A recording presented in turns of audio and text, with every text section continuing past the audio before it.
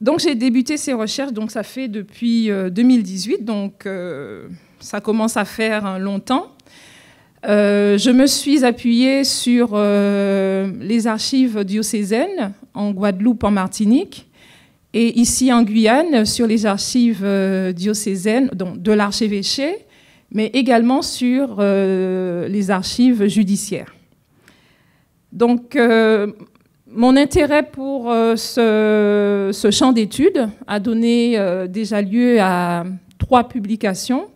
Donc, tout d'abord, avec la Société d'histoire de la Guadeloupe, j'ai examiné un peu la prise en charge de ces mineurs délinquants par le foyer, bon, je dis centre, mais c'est aussi un foyer, le foyer Saint-Jean-Bosco.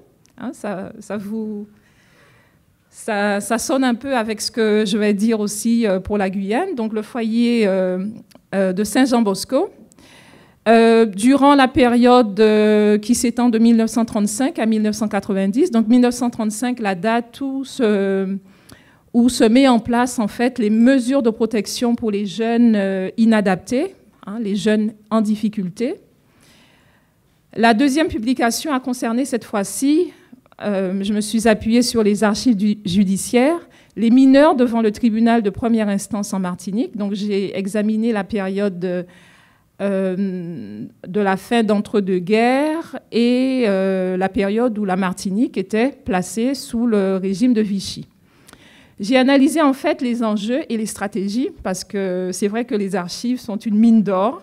Moi, je prends toujours plaisir à y aller parce qu'on part toujours d'a priori et ce qu'on découvre quelquefois peut vraiment nous surprendre. Et c'est le cas pour cette recherche que j'ai menée en Martinique, à partir des archives judiciaires, où je voyais, je ne vais pas détailler les résultats, mais un des résultats assez surprenant a été le fait que les jeunes, puisque c'est une île, hein, vous avez l'espace insulaire qui permet en fait la transmission d'informations, une communication plus facile, ben, ces jeunes arrivaient à pouvoir communiquer aisément et à contourner un système qui était censé, je veux dire, leur infliger une peine. Ils arrivaient à contourner ce système parce qu'ils savaient que le tribunal,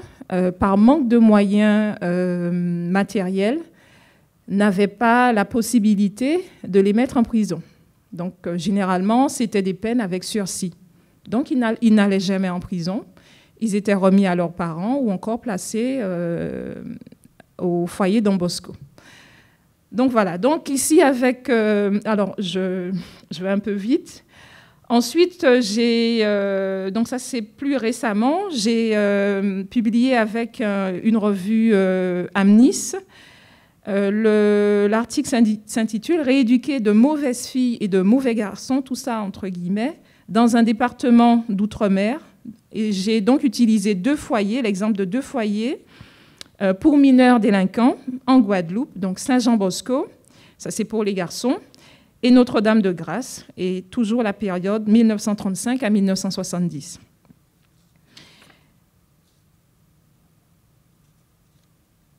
Donc vous avez une image du foyer Notre-Dame-de-Grâce, qui était un foyer qui recevait principalement des filles placées par la justice. Donc, je vais donc présenter l'objet de cette étude. Donc, mon intervention s'intitule « La prise en charge des mineurs délinquants en Guyane française, un défi pour les autorités judiciaires, 1955-1964 ». J'ai juste modifié un petit quelque chose. Au début, c'était 57-64, mais j'ai élargi, même si vous verrez 55-56, il y a très peu de mineurs qui passent devant le tribunal de Cayenne. Donc, en fait, je vais partir du manque d'intérêt pour l'étude sur la délinquance des mineurs en Guyane. Je vais commencer par dire que parler de délinquance juvénile, sur des territoires anciennement colonisés semble la plupart du temps invraisemblable. Car sur ces territoires, les enfants subissaient une double imposition. Premièrement, l'imposition, celle de l'ordre colonial, et deuxièmement, la sévérité de la discipline parentale. Or, on observe que les jeunes commettaient des délits dans ces espaces de contrôle et de négation de liberté. Les chercheurs se sont très peu intéressés à ce domaine, la délinquance des mineurs, sur ces territoires et à celle des mineurs délinquants en Guyane. Alors, j'ai trouvé parmi mes sources la thèse de Gaston Bouvenet.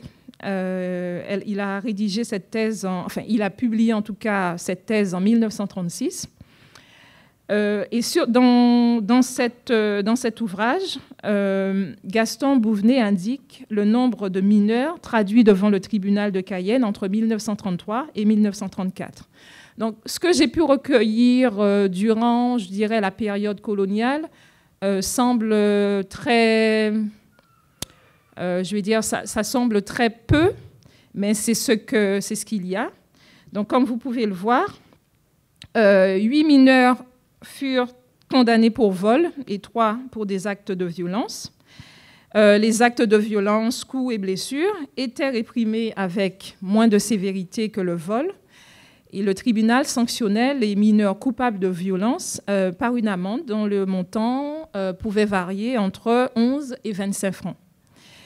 Par contre, les mineurs coupables de vol étaient sanctionnés par une amende ou condamnés à des peines de prison comprises entre 3 et 6 mois. Donc la peine la plus élevée étant de 6 mois de prison. Ensuite, je vais faire un petit saut de 36. Je vais passer un peu à une situation de bouleversement pour la Guyane française.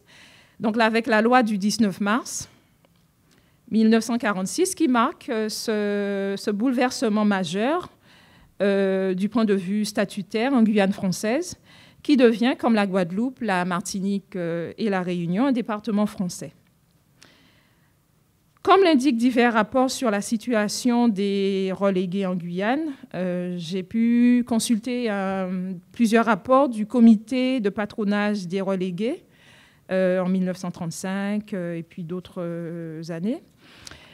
Le système judiciaire semble, je dirais, le système judiciaire de la colonie, puis du département, semble mobilisé par les affaires impliquant les relégués et les libérés. 7 ans plus tard, les derniers relégués sont rapatriés par l'armée du salut, signant la fin du bagne en août 1953. Alors, je ne sais pas si c'est une coïncidence. C'est un travail c'est une étude qui est en cours et on apprend tout le temps. Est-ce une coïncidence ou une réaction en chaîne? Je le saurai peut-être un peu plus tard, mais la question se pose, puisque le 17 décembre 1954, le département de Guyane et l'orphelinat de Montjoly, qui était géré par la mission catholique, signent une convention pour que l'orphelinat de Montjoly assure l'entretien et l'éducation de pupilles, de garçons de sexe masculin. Pardon, je suis désolée, de garçons. Je disais en fait de garçons, ils sont bien sûr de sexe masculin, ayant atteint l'âge scolaire et relevant du service de l'assistance à l'enfance du département de Guyane. Donc, bien sûr, ces jeunes étaient pris en charge par le service de l'assistance à l'enfance. Et donc, ces éléments, cette source, je l'ai trouvée dans les fonds de l'archevêché en 2022. Donc ici, pour cette étude, il s'agit, en nous appuyant sur les archives judiciaires et celles de l'archevêché, de comprendre comment la justice est rendue à l'égard des mineurs qui commettent des délits durant la période qui s'étend de 1955 à 1964. Et bien sûr, les délits auxquels les autorités judiciaires doivent faire face. Alors, je vous propose pour cela d'examiner dans un premier temps comment cette justice est rendue à l'égard des mineurs ayant commis des délits. Je vais m'appuyer sur les dispositions de l'ordonnance du 2 février 1945 et expliquer un peu de quoi il en ressort. Je vais présenter les magistrats qui ont siégé durant cette période et ensuite présenter le profil de ces mineurs présentés devant le tribunal de Cayenne. Dans un deuxième temps, je vais parler de ces défis, des défis auxquels les autorités judiciaires durent faire face, en présentant le résultat de cette analyse, quels ont été les jugements des mineurs, quels ont été les choix, est-ce que ces choix étaient motivés, par quoi. Je vais également présenter ce résultat en parlant d'un dispositif de protection qui s'appuie sur l'initiative privée avec le recours au placement à l'orphelinat de Montjoly, pour terminer sur une situation singulière, la situation singulière en Guyane française.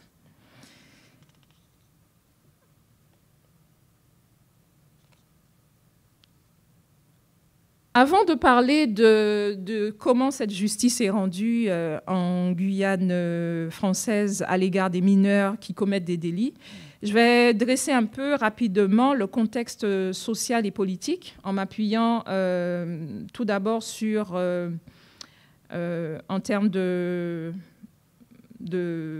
présentation de la situation démographique de la Guyane, sur le rapport du préfet Vignon. Un recensement a été effectué en mars 1946 qui indique une population de 27 747 habitants, dont 6 014 enfants. Et je pense que de 46 à 54, environ 8 années qui se sont écoulées, on peut dire approximativement que cette population a progressé, s'est accrue. En lisant le rapport du préfet Vignon, je me suis aussi rendu compte que en 1946, date où il y a ce changement statutaire, il y a vraiment un effort, en tout cas c'est dit clairement, un effort d'amélioration des conditions de vie de la population. Donc, il y a tout un dispositif qui est mis en place pour lutter contre le paludisme, réduire la mortalité infantile. Donc, je pense que ces mesures, et je le sais, j'ai pu vérifier, ont été efficaces et que pour la période d'études, 1954, la population de la Guyane française s'élève à environ 35 000 habitants.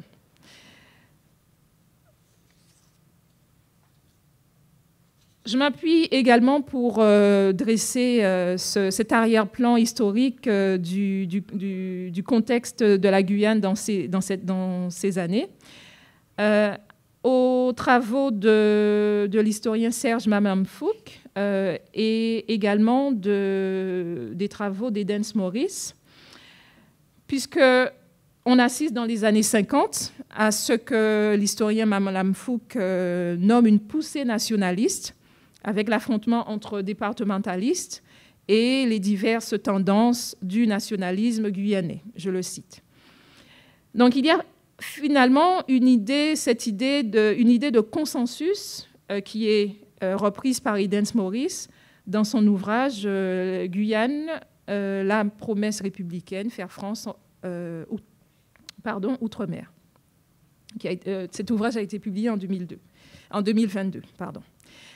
Alors, cet ouvrage indique également, renforce cette idée de consensus qui indique la formation de divers partis locaux par des enseignants créoles guyanais qui aboutit à des idéologies qui s'opposent, gauche créole guyanais autonomiste et une droite dite assimilationniste. Et finalement, c'est dans les années 50, il y aura un consensus pour tendre vers une amélioration des conditions de vie, une exigence également de la part de ces acteurs, des acteurs sociaux, politiques, pour que les mesures en vigueur dans l'Hexagone soient aussi appliquées sur le territoire.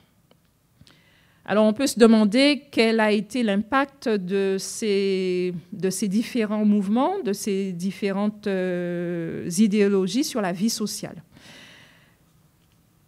Donc on se rend compte qu'en 1955, par exemple, une nouvelle réforme du statut des DOM est proposée. Et cette réforme va durer jusqu'en 1982 afin de contenter les deux camps. Donc, on va mettre en place des réformes parce que entre les départementalistes et les autonomistes, il faut trouver un consensus. Les acteurs, quelles que soient leurs orientations politiques, s'accordent sur la mobilisation pour réaliser ce qui est présenté comme les objectifs de la départementalisation.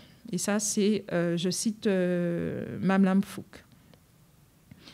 Alors, il y a plusieurs mouvements dans les années 50, protestation des syndicats contre la lenteur et les insuffisances de la politique sociale, mais on a rarement, en dépit de ces mouvements, une remise en question de l'assimilation, en tout cas dans les années 50.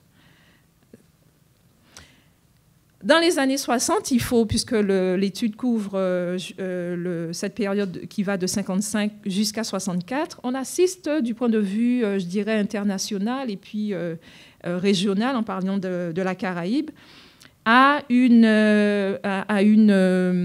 montée des nationalismes. Par exemple, l'Algérie plus loin qui devient indépendante en 62, même année pour la Jamaïque, Trinidad et Tobago. Donc, c'est dans ce contexte précis que la justice est rendue à l'égard de mineurs qui commettent des délits.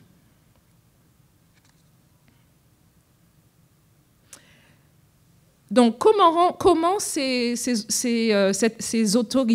autorité judiciaire va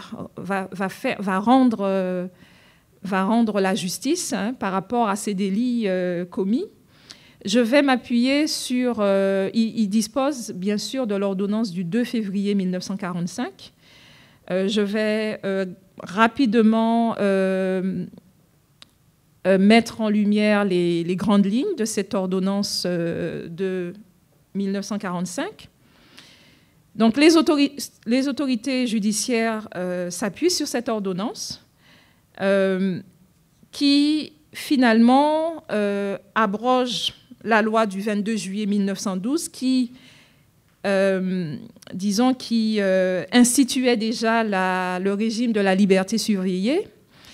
L'ordonnance de 1912 également substituait aux mesures répressives des mesures d'éducation et de redressement. Donc, l'ordonnance du 2 février 1945 établit donc que tous les mineurs jusqu'à l'âge de 18 ans qui commettent un délit doivent impérativement être traduits, être déférés devant le tribunal pour enfants. Deuxième point important, c'est l'effacement de la distinction entre les mineurs de 13 ans, les mineurs de moins de 18 ans, et la notion de discernement s'estompe.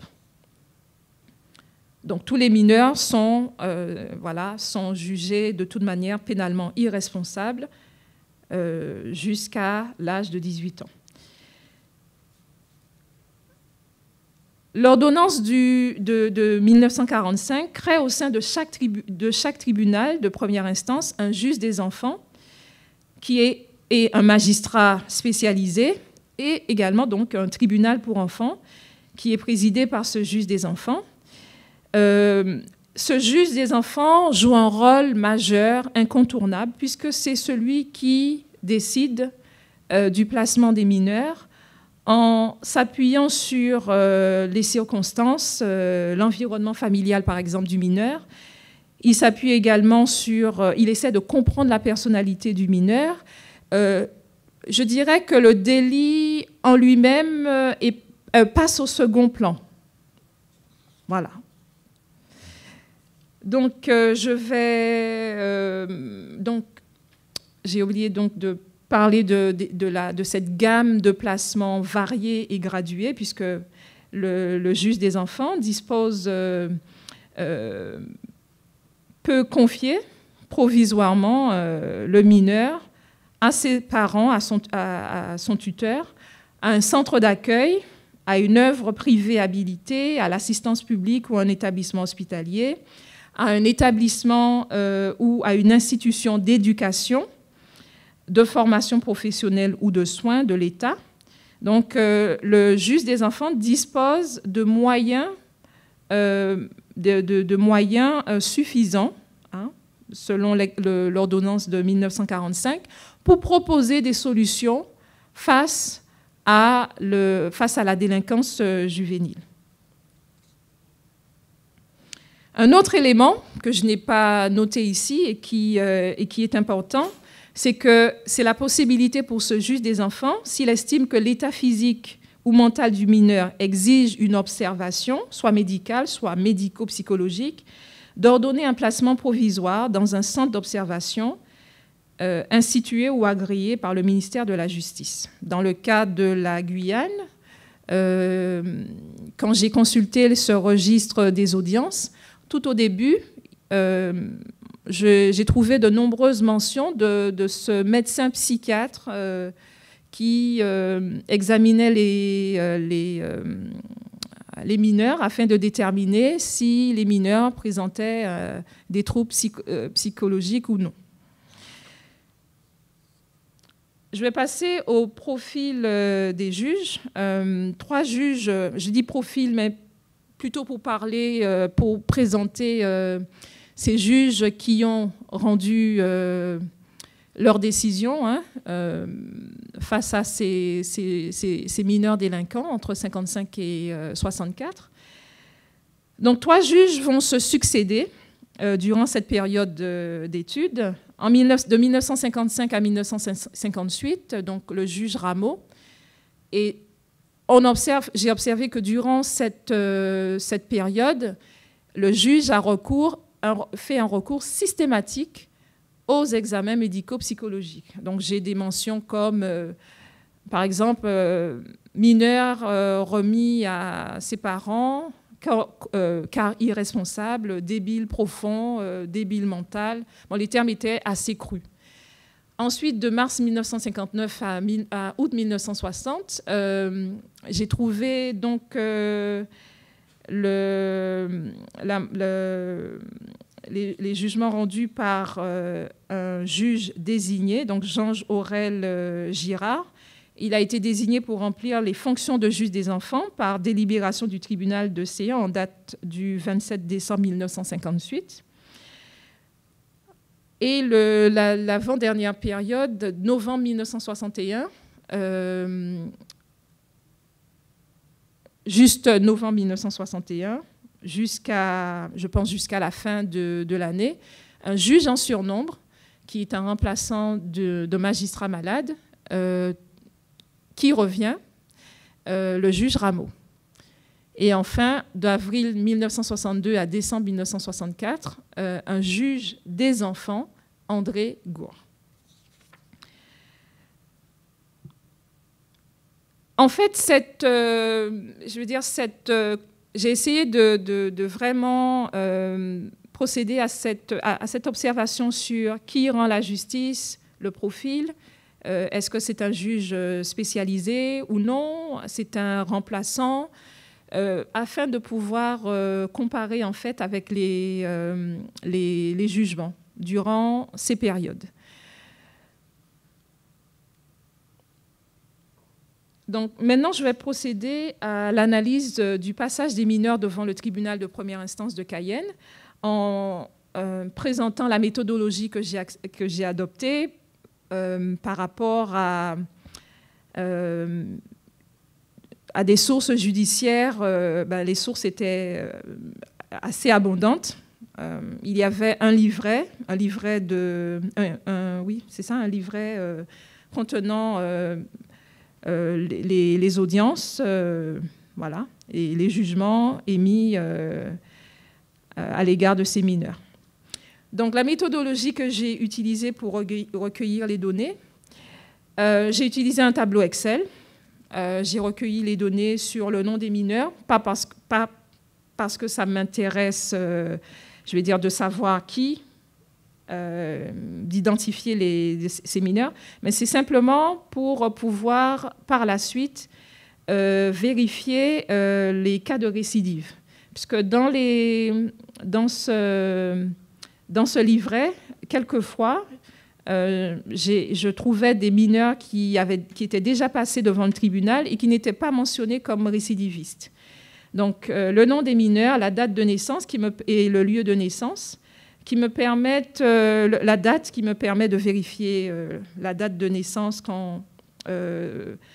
juste en termes de vérification, puisque des fois, l'âge du mineur ne correspond pas vraiment à ce qui est porté. Le lieu de naissance, le sexe du mineur, la situation sociale du mineur. Est-ce qu'il exerçait déjà une profession? Était-il scolarisé ou non? J'ai également prélevé dans ce dossier assez dense la date et le motif de comparution du mineur devant le tribunal de Cayenne, le jugement prononcé à son égard, est-ce qu'il était admonesté, remis à ses parents, placé à l'assistance publique, est-ce qu'il y avait une peine d'emprisonnement, est-ce que le juge prononçait une peine d'emprisonnement, les amendes, voilà. Donc, le jugement prononcé à l'égard de ce mineur. Ce qui m'amène à vous présenter le résultat de ce dépouillement de ces archives judiciaires. Entre 1955 et 1964, 211 mineurs ont comparu devant le tribunal de Cayenne, soit 22 filles et 189 garçons, âgés entre 7 ans et 18 ans. Donc, les filles représentaient une proportion moindre, 10,5% par rapport aux garçons, 89,5%. Je vais un peu expliquer le profil des mineurs. Pour la grande majorité, ces mineurs sont nés en Guyane. Alors, j'ai trouvé Cayenne, Saint-Laurent, Macouria, Rémire, Maripasoula, donc les communes du littoral, mais également les communes de l'intérieur. Certains mineurs sont nés à l'extérieur de la Guyane. J'ai trouvé, pour l'état civil, Sainte-Lucie, Brésil, Suriname, Vietnam, Allemagne, Pologne. Ce n'était pas systématiquement porté sur sur le PV, le procès-verbal, la situation sociale des mineurs, mais dans la grande majorité, j'ai pu recueillir des informations sur leur situation. Beaucoup d'écoliers, beaucoup d'étudiants, avec des mineurs qui étaient soit apprentis bouchers, apprentis mécaniciens, soit des mineurs qui étaient déjà engagés dans la vie active, garçons de boucher, garçons de salle chez les sœurs, journaliers, cultivateurs. Et j'ai trouvé également des mineurs qui étaient sans profession. Alors, par rapport à leur âge, on pourrait penser à une rupture scolaire des mineurs qui n'étaient plus scolarisés. Dans la majeure partie des cas, ces mineurs étaient célibataires, sans enfants, à l'exception d'une mineure qui était mère. je vais donc vous présenter les motifs de la comparution. Pourquoi ces mineurs comparaissaient devant, pour quel délit ces mineurs comparaissaient devant le tribunal de Cayenne.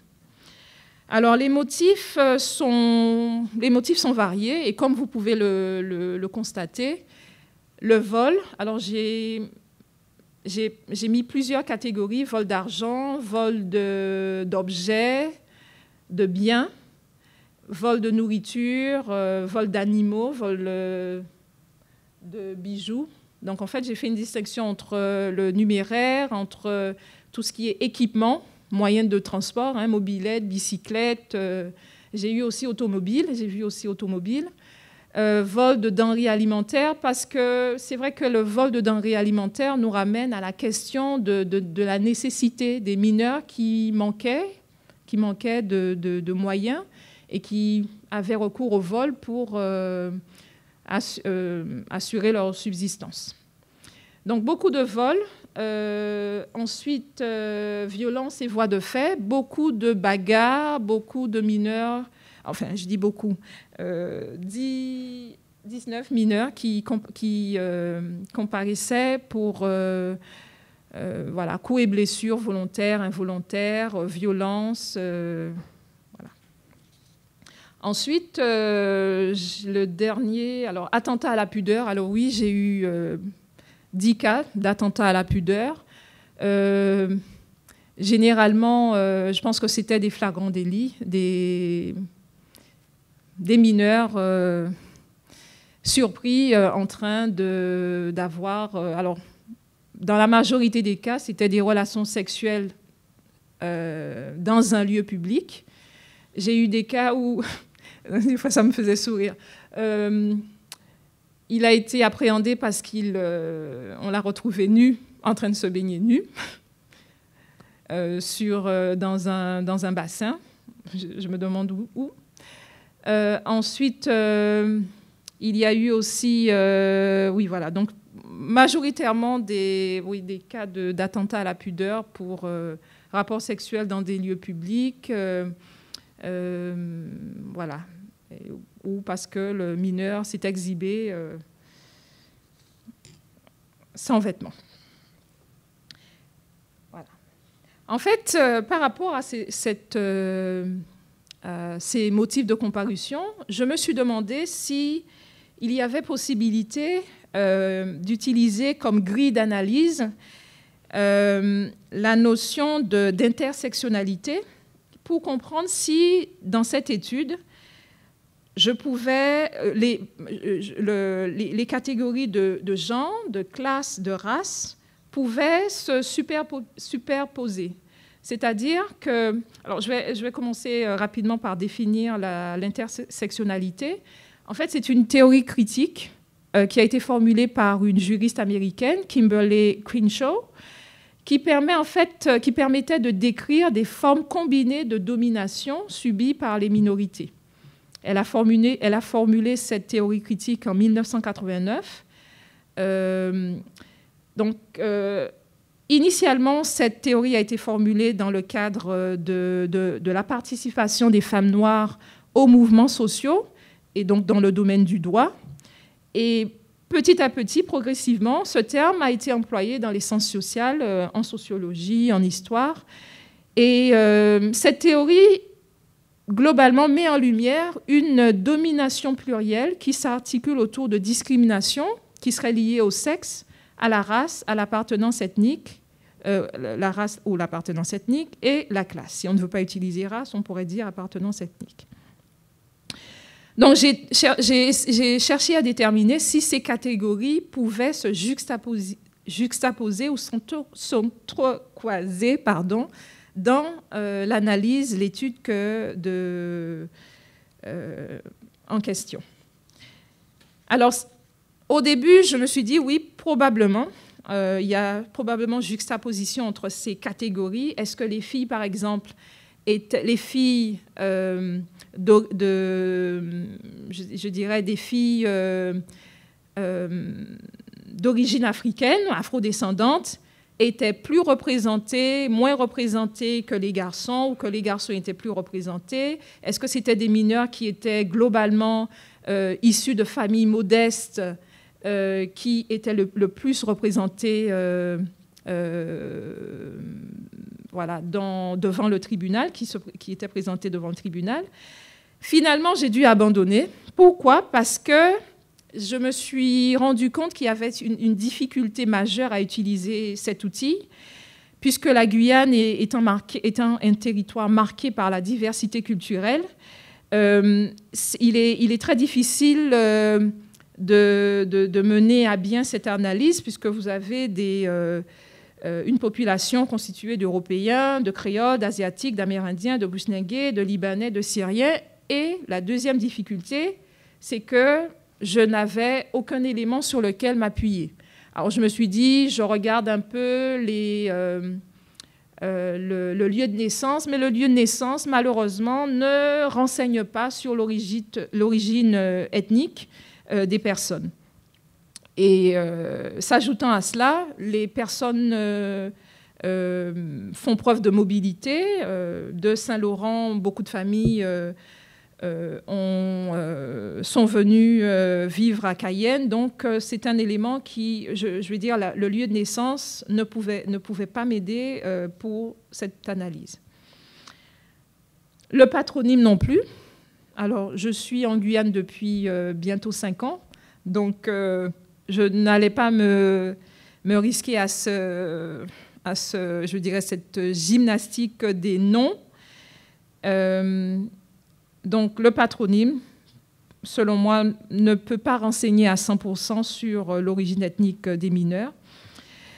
Dans l'étude que j'ai menée en Martinique, c'était possible d'utiliser cette grille, cet outil, cette grille, l'intersectionnalité, de l'utiliser comme grille d'analyse, parce que dans l'étude que j'ai menée, je me suis rendu compte que qui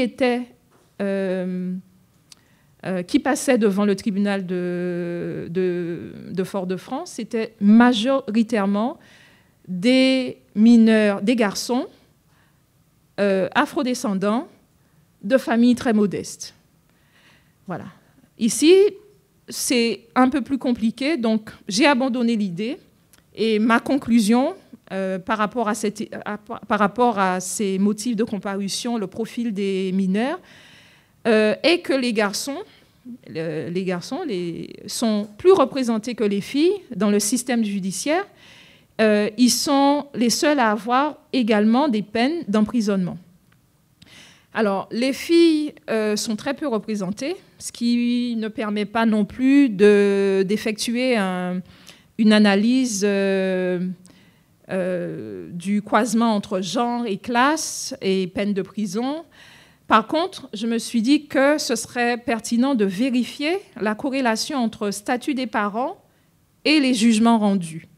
Parce que c'est compliqué d'arriver à interpréter des résultats où on n'a pas vraiment de repères, d'éléments sur lesquels s'appuyer vraiment. Donc j'ai décidé de m'appuyer sur le métier exercé par les parents. Bien sûr, il y a un petit biais à cette analyse, puisque j'ai choisi des métiers qui supposait l'obtention du certificat d'études et plus. Par exemple, préposé au PTT. Alors, j'ai mis à côté vol bicyclette. Pourquoi? Parce que ce parent qui exerçait la fonction de préposé au PTT, le mineur, son fils ou sa fille, mais je pense que là, c'était un garçon. Son fils a été traduit devant le tribunal de Cayenne pour vol de bicyclette. Pareil, inspecteur du Trésor, pardon, j'ai mis 2 fois, inspecteur du Trésor, vol de dessous féminin. Alors mince, ça c'est le fichier non... désolé, non corrigé, donc dessous féminin avec S. J'ai un préposé des douanes dont le fils a été traduit pour violence contre tierces personnes en 1963, technicien de la navigation aérienne de Cayenne, et les 2 mineurs ont été traduits pour outrage à agent public. Un commerçant, plusieurs commerçants, mais j'ai cité celui-là. Le fils a été traduit pour fraude alimentaire. Donc, en fait, qu'est-ce que je vais dire par là? On observe en fait que dans la majorité des cas, le juge des enfants s'appuie sur le statut social des parents qui offre une certaine garantie de stabilité. Et bien sûr, j'ai trouvé une exception à cette règle avec un mineur qui a été condamné à la prison. Je vais essayer de dresser un peu rapidement son profil. Un mineur de 15 ans, dont le père était gardien de port. Il a été traduit pour le vol de 55 000 francs. Il a été reconnu coupable et il a été condamné à 3 mois de prison avec sursis. Alors, le commentaire contenu dans le procès-verbal était que condamné à 3 mois de prison avec sursis, car 2 fois admonesté par le tribunal. Donc, en fait, même si dans la majeure partie des cas, dans la grande majorité, le juge des enfants s'appuie sur le statut social des parents, puisque c'est un gage de stabilité, de sécurité. Néanmoins, quand le mineur était récidiviste, le statut des parents n'était pas pris en compte.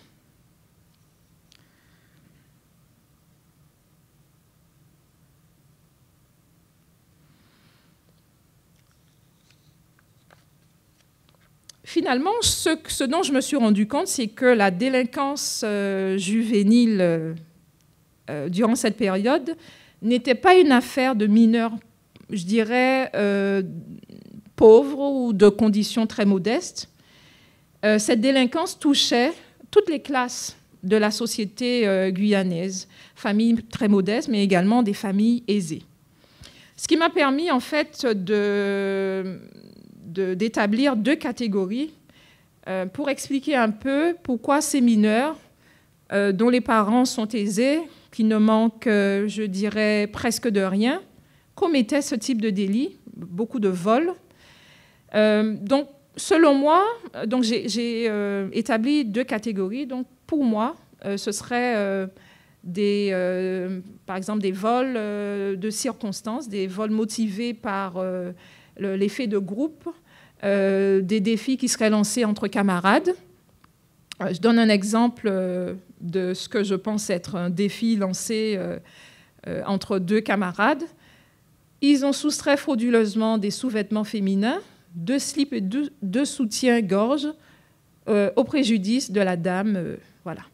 Donc, les parents de ces 2 mineurs étaient employés de la CGT et inspecteurs du Trésor.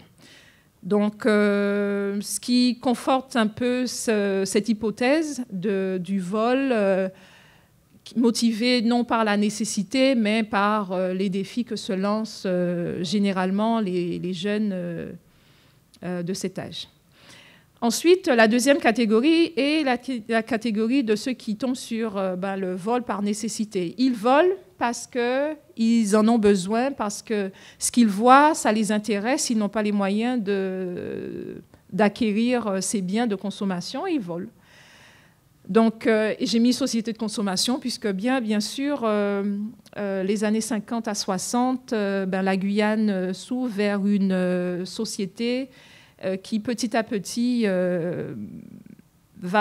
se dirige vers une société de consommation.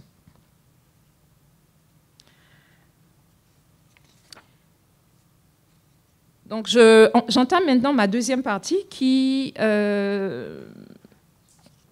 s'articule autour des défis auxquels ces autorités judiciaires doivent faire face. Et je vais pour cela présenter les jugements à l'égard de ces mineurs Donc la majorité des mineurs sont remis à leurs parents après avoir été admonestés.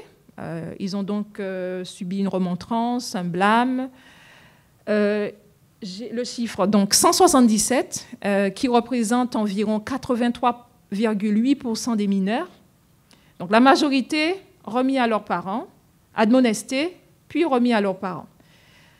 Ensuite, j'ai retrouvé 14 mineurs qui, même en ayant été remis à leurs parents, ont été placés sous le régime de la liberté surveillée, sous la surveillance d'un délégué qui était professeur au lycée Félix Éboué.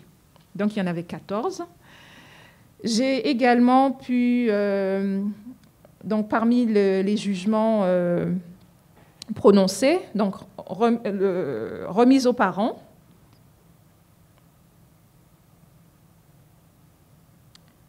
Voilà. Alors, j'ai peut-être oublié de dire globalement. Alors, un élément important également par rapport au jugement, c'est que les mineurs reconnus coupables du délit commis ils étaient 204. Rappelez-vous, sur 211 mineurs, il y en avait 204 qui ont été reconnus coupables du délit commis et 7 mineurs qui ont été relaxés. Donc, je parlais des mineurs remis à leurs parents et placés sous le régime de la liberté surveillée. Et maintenant, je vais parler des mineurs qui ont été condamnés à une peine d'emprisonnement, une peine de prison. Ils étaient 12 sur les 204, 12, soit environ 5% des mineurs. Alors, je vais essayer de dresser leur profil. Ceux qui ont été condamnés à une peine de prison étaient généralement des récidivistes. Ils avaient été condamnés pour vol. Et je mets un exemple d'un mineur qui, finalement, c'est celui qui aura la peine la plus longue, 1 an de prison avec sursis pour vol et récidive. C'est un mineur de 16 ans qui est né à Saint-Georges. La deuxième raison pour laquelle les mineurs étaient condamnés à une peine de prison était également quand le délit était jugé trop grave. Et j'ai le cas d'un mineur de 15 ans qui est passé devant le tribunal pour le vol de 55 000 francs. Une troisième raison, c'est quand la volonté de s'amender, la volonté du mineur de s'amender n'était pas démontrée. Donc, le juge des enfants prononçait une peine de prison. Alors, j'ai le cas de ce mineur âgé de 17 ans, je ne sais pas si vous le voyez, mineur âgé de 17 ans, qui comparait pour complicité de vol d'un Solex. Et voici les commentaires du juge des enfants. Voilà, c'est bon. Attendu que les circonstances, voilà. Donc, en fait, ce mineur, voilà, j'ai bien fait. La peine est prononcée, on sent bien que la peine est prononcée parce que, à cause de ce que le juge des enfants nomme un esprit pervers. Voilà. Et donc, ce mineur est condamné à, je crois que c'est 2 mois de prison. Mais j'ai apprécié le commentaire après, c'est-à-dire qu'en dépit du fait que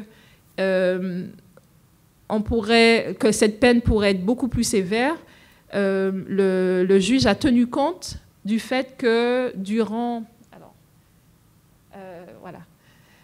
la détention préventive du mineur, il a donné des signes d'une volonté de s'amender. D'où la renonciation à prononcer une peine supérieure à 1 an de prison. Voilà, donc c'était 1 an. C'est bien 1 an ? 1 mois, pardon, excusez-moi, 1 mois de prison. Je suis désolée. Voilà. Donc, une autre raison, pardon, c'était les mauvais renseignements pris à l'égard du mineur et des parents. Donc, systématiquement, rappelez-vous, quand j'ai présenté l'ordonnance du 2 février 1945, j'ai abordé le rôle central du juge des enfants, qui a cette fonction d'investigateur qui doit essayer de comprendre la personnalité du mineur, les circonstances, l'environnement familial. Et donc, en fait, des renseignements sont pris à l'égard du mineur par un enquêteur social. Et je donnais l'exemple d'un mineur de 18 ans, né à Maripasoula, dont la mère est ménagère, qui est reconnu coupable d'avoir frauduleusement soustrait une alliance, un morceau de dentier, un morceau de boucle d'oreille, tout en or, en 1962, et qui est condamné à 4 mois de prison. Donc, en fait, les renseignements pris à l'égard de ce mineur n'étaient pas suffisamment concluants, et de ses parents n'étaient pas suffisamment concluants pour le remettre à ses parents. Et donc, il a été condamné à une peine de prison. J'ai également le cas d'un mineur âgé de 18 ans qui, à la suite du vol d'un vélo moteur, a été condamné à 3 mois de prison. Et le commentaire qui suivait était « Les mauvais renseignements obtenus sur le mineur et ses parents ». Et donc, en fait, ces mauvais renseignements ont joué en sa défaveur. Finalement, les peines d'emprisonnement, la prison, en fait, était le dernier recours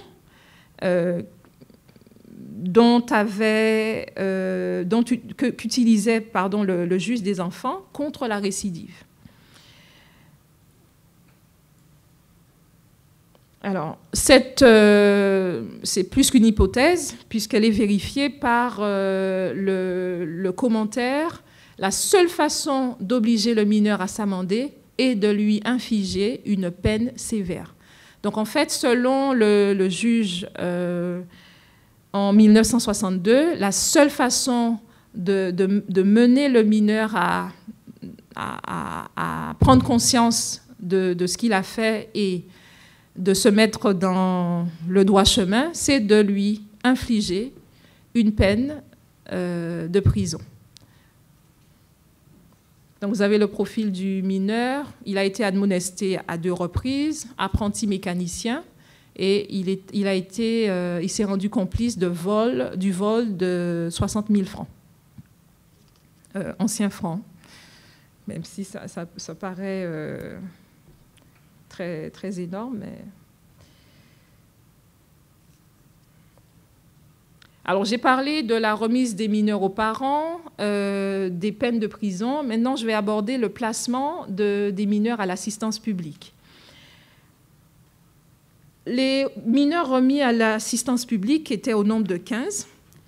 Généralement, cette décision intervenait quand le juge des enfants se rendait compte qu'il y avait une certaine carence éducative.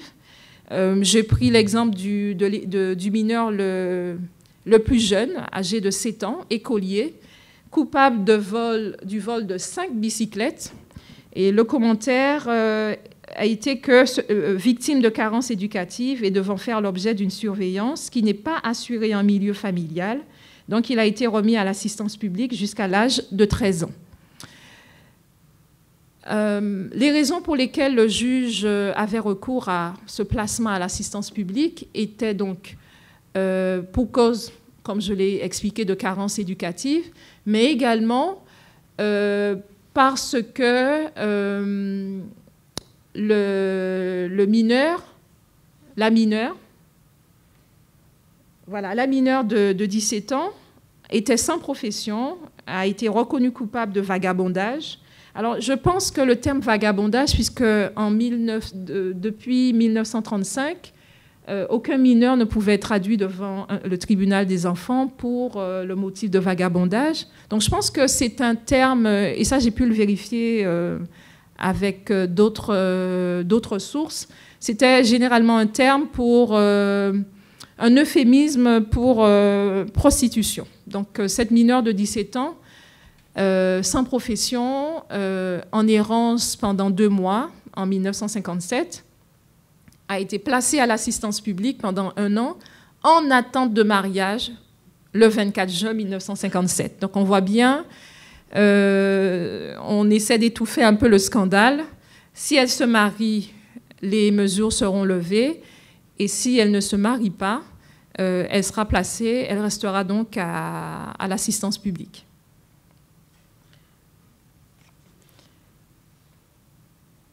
Donc, il y avait également ce placement à l'assistance publique dans des cas de récidive, des mineurs qui étaient déjà condamnés,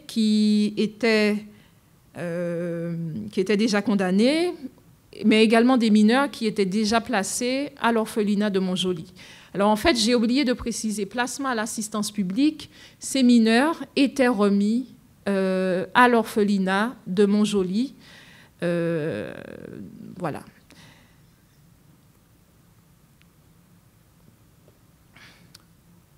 Ensuite, j'ai trouvé juste un cas où le mineur a demandé à être placé à l'orphelinat de Montjoly, âgé de 15 ans, sans profession, coupable de vol, de tickets de cinéma au propriétaire du cinéma Rio. Et le commentaire qui suit est le suivant, que l'enfant lui-même a remarqué son désir de quitter le milieu familial où il semble malheureux et accepte de bon cœur son placement à l'orphelinat de Montjoly. Donc un placement qui était considéré comme volontaire et demandé par le mineur. Voilà. Donc j'ai également eu des mineurs qui, comme je vous le disais, qui faisaient déjà l'objet d'un placement à l'orphelinat de Montjoly et qui comparaissaient à nouveau devant le tribunal pour vol et violation de domicile, vol de pigeons avec S. Voilà.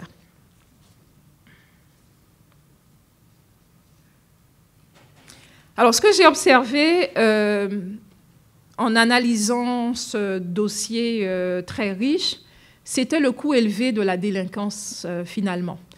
Puisque les parents, coût élevé pour les parents, et je pense qu'indirectement, les mineurs n'étaient pas épargnés puisque les parents devaient rembourser. Les parents des mineurs devaient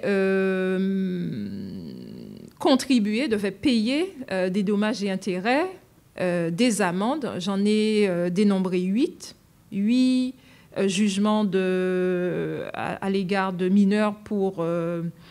voilà, amende, pardon, 8 jugements à l'égard de mineurs pour leur infliger des amendes et aussi le paiement de dommages et intérêts. Parmi les motifs d'interpellation, il y avait les conduites sans permis, j'en ai trouvé un bon nombre, les violences. Et comme au début, j'ai bien expliqué que, hormis 7, si je me rappelle bien, 7 mineurs qui avaient été relaxés, tous les autres avaient été reconnus coupables. Donc, en fait, les parents devaient rembourser les dépenses liquidées et généralement, les sommes étaient assez élevées, puisque les parents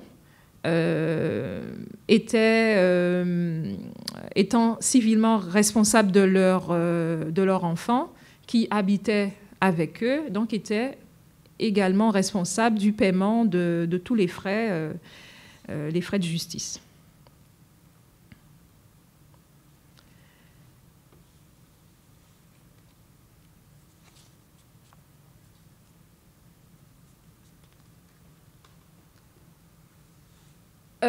Finalement, je conclus à cette singularité pour la Guyane avec ce que j'ai pu recueillir,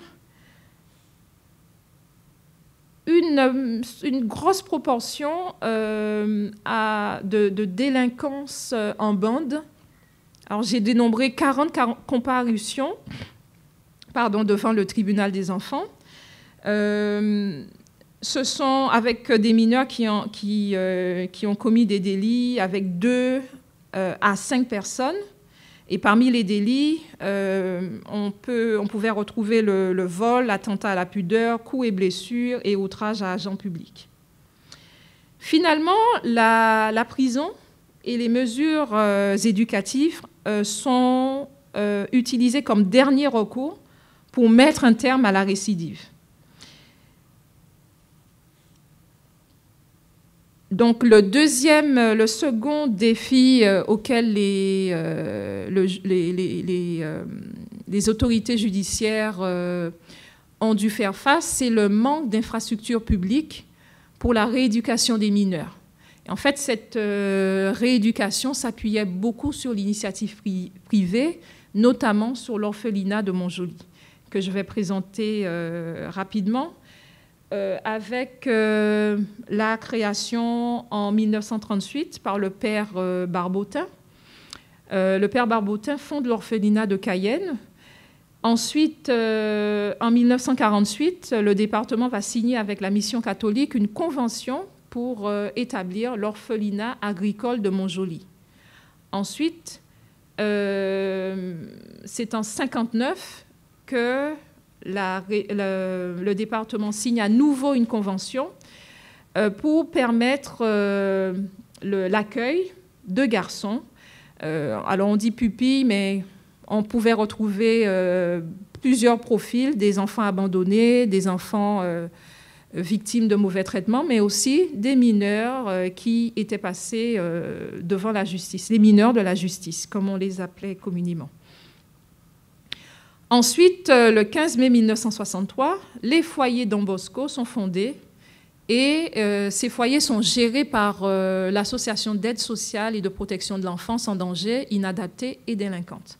Donc en fait, cette initiative privée va finalement constituer le seul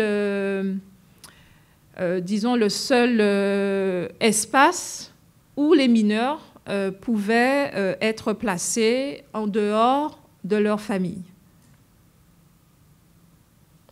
Alors, donc, j'ai parlé de ça.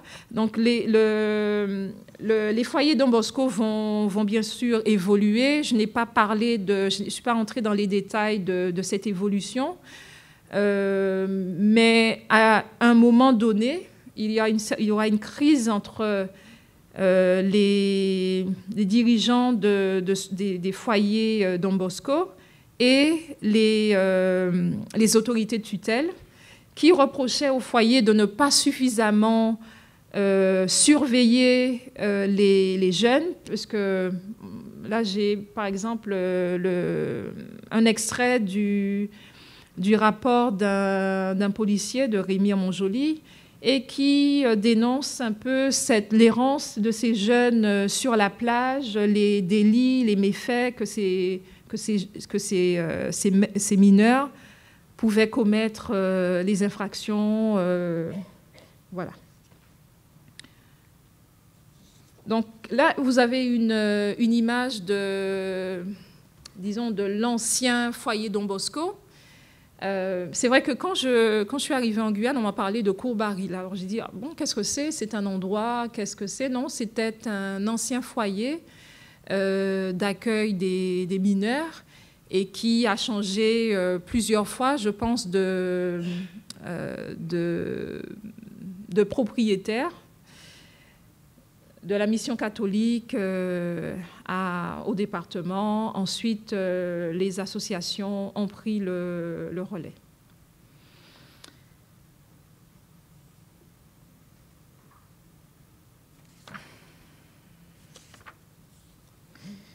Donc, je vais terminer cette présentation et aborder la partie utile de cette étude. À quoi peut bien servir ce type d'étude qui retrace un peu sur une période certes courte comment les mineurs qui avaient commis des délits étaient pris en charge par les autorités judiciaires, quelle était un peu la tendance générale, on l'a compris, on remet aux parents les mineurs, mais puisque les parents sont civilement responsables, donc ils doivent également payer des sommes, les frais de procédure.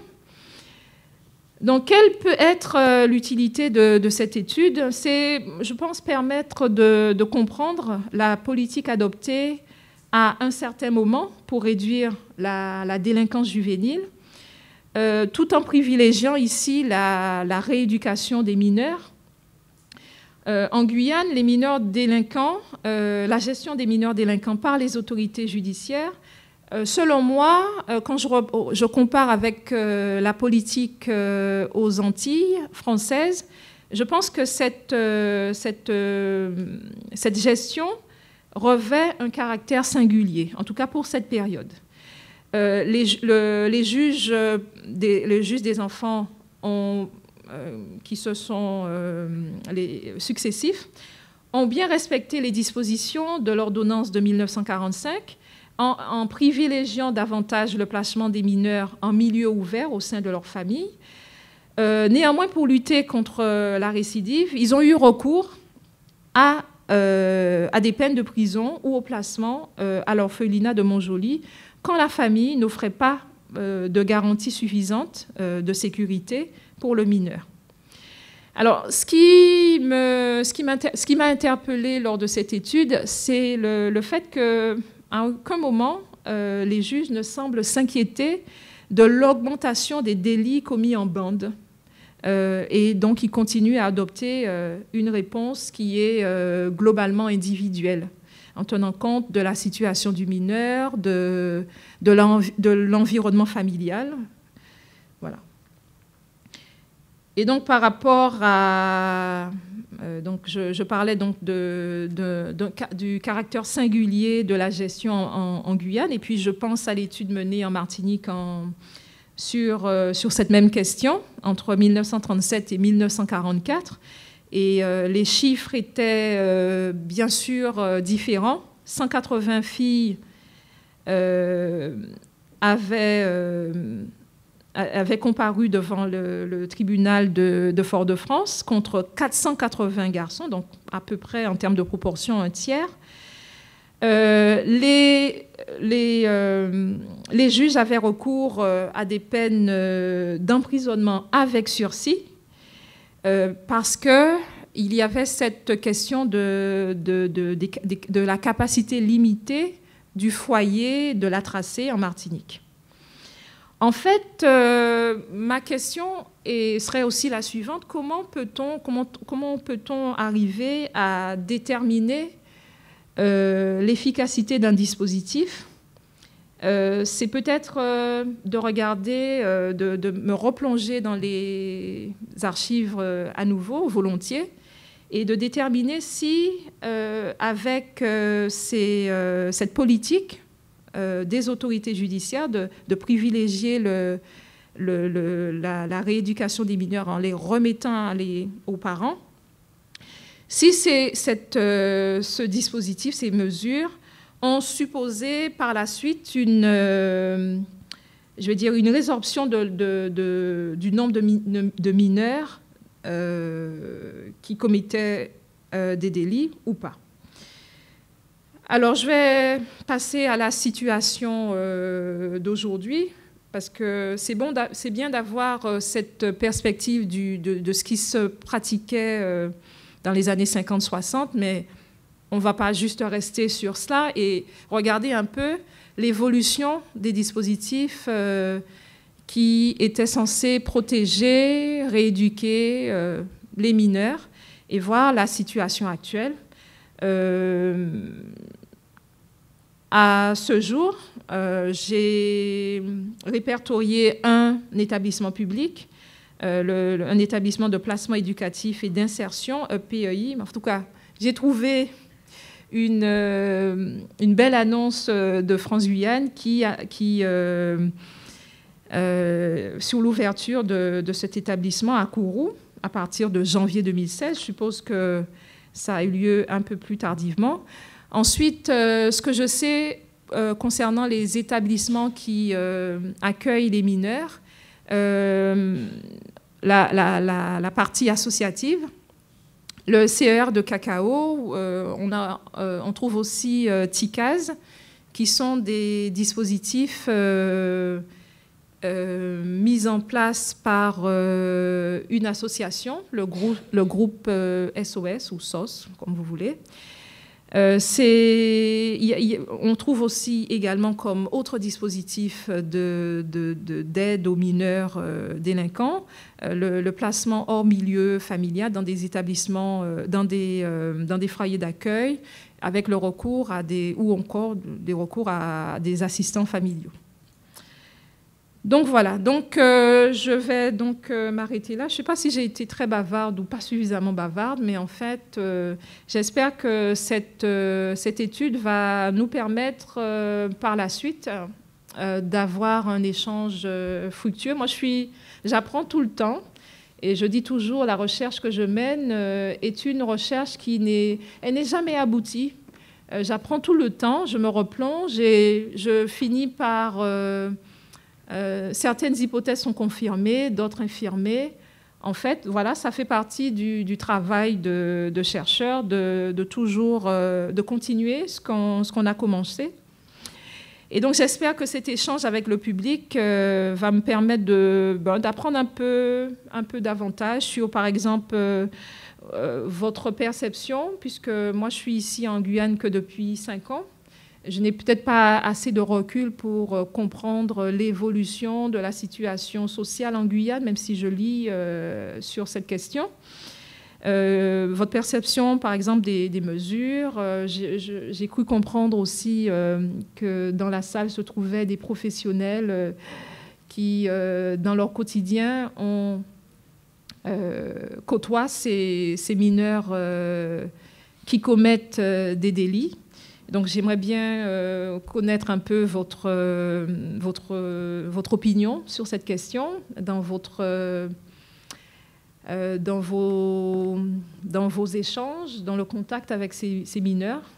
Qu'est-ce qu'il en sort, qu'est-ce qu'il en ressort, et aussi par rapport à d'autres personnes qui ne seraient peut-être pas en contact, votre point de vue sur les dispositifs que vous connaissez ou que vous découvrez. Voilà.